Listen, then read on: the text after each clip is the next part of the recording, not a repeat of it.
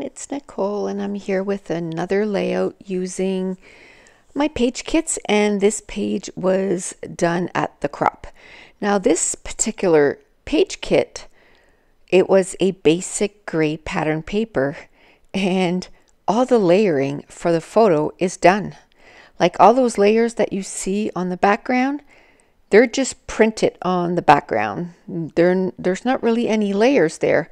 So really, all I needed to do was put my photos or my photo and then add some embellishment clusters. Now, this page still ended up taking me, 40 minutes because I was at a crop and you're sitting there and you're chatting, and so you're not totally focusing on your layout the whole time. And a lot of these layouts took me a little longer because I was watching a show also. I watched This Is Us during the entire crop. It was so good.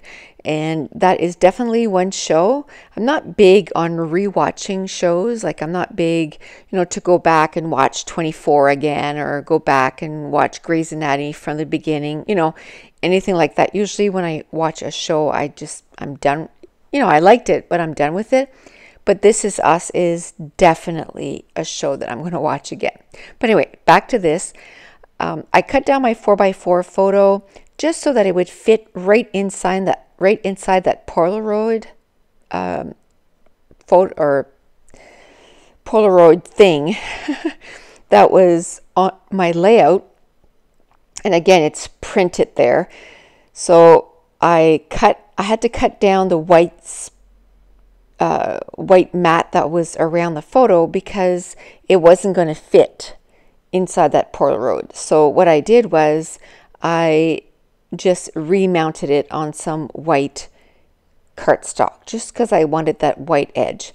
Now I'm going through all the embellishment clusters that I had put with this page kit, and I'm going to start building the clusters. And I had another Polaroid that was a sticker. I cut a piece off of it, and then I love using things like Polaroids to be my embellishment cluster foundation maker. When I start an embellishment cluster, I like to have a foundation, and the types of things that I use for the foundation is, like in this case, it was a Polaroid sticker. I love those. I use them quite a bit to be an embellishment foundation starter. Tags, tabs, labels, circles, even those little viewfinders, they're great for embellishment foundation. In this case, I had other stuff and they ended up being part of the embellishment cluster, but it's awesome to have things like that to start your embellishment foundation, and then you just build on top of that. So I had the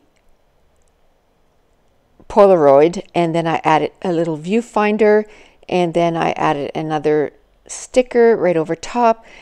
I had a sticker that has probably been in my stash forever and a day, and it's that big tree. I mean, where in the world can you put a big tree like that? This was the perfect page for it because this was at an apple orchard, and I had taken a picture of my oldest daughter, Mason, and Josh. Caitlin wasn't there. She was actually working. She couldn't make it. So it was the perfect page for that. And then I put another embellishment cluster at the top right of the photo.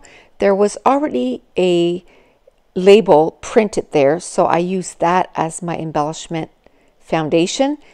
Added another little viewfinder, and then I'm adding some stickers. They're like puffy stickers and they're words, and I'm adding them between the three embellishment clusters.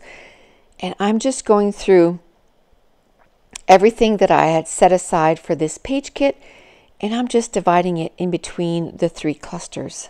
Once I've used up quite a bit of the embellishments that I had put with this page kit, then it's time to start adding little finishing touches. So I added some enamel dots, and now I'm going to add some ink spray, and I'm going to add it in 2 colors, in the brown, and then I wanted a red, and I didn't bring a red mist. As you saw, I brought 10 mist with me, and I was very picky on which mist I was going to bring. But what I did bring was some watercolors. So I had a little red watercolor. I added some water to it, and then I'm going to take a brush, and then I'm going to make some splatters using my brush.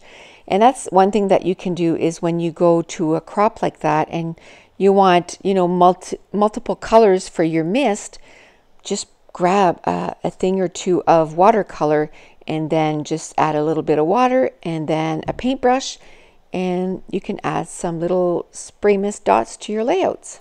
So now that's done, and it's time to work on my title. I had brought a few sort of generic alphas with me, some black alphas, and I knew that I would be able to use it on more than one layout. Even though, it has the same font or everything, that doesn't bother me so much. I don't mind using the same font more than once on several layouts. So I just wanted to put my baby, so that's going to be my title. I'm looking to see if I can add a little bit more embellishments, trying to use up a little bit more of what I had in that pile. And so there's this sticker. So I ended up cutting the sticker in half so that I could use it in 2 separate embellishment clusters on my layout. Now that's done. The only thing left that I have to do, I know that I want to ground the layout a little bit more.